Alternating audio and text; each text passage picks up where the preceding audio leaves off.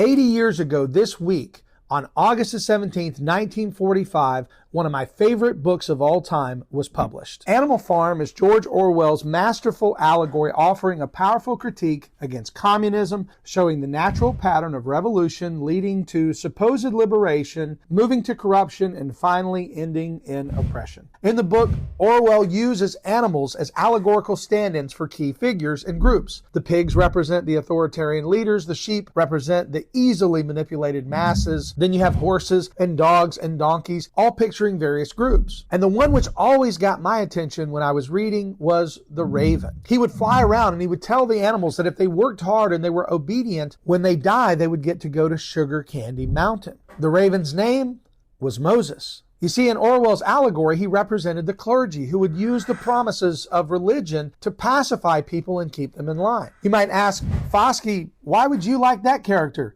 You're a preacher. Yes, but I do think a critique of preachers and preaching is warranted. There are many out there who teach false doctrine and lead people astray, and some are even used by the government for nefarious purposes. Christian leaders should never allow themselves to be used by a manipulative government to support tyranny, hypocrisy, or exploitation. I also believe it's a good reminder that some people, like possibly Orwell himself, really did believe that the promises of heaven and the afterlife are really all a fairy tale. Because this takes me to the words of Jesus, who said, "In my Father's house there are many rooms, and if it were not so, I would have told you." You see, Jesus actually deals with that very objection. Someone could easily say, yeah, heaven is a false hope. It's just pie in the sky. But Jesus tells us, hey, if it weren't so, I would have told you. That's his way of saying, when I make a promise about eternal life, I'm not giving you a false hope. I'm not telling you a lie. Great books make you think, and Animal Farm is definitely one that makes you think. So if you've never read it, I encourage you to go and check it out today.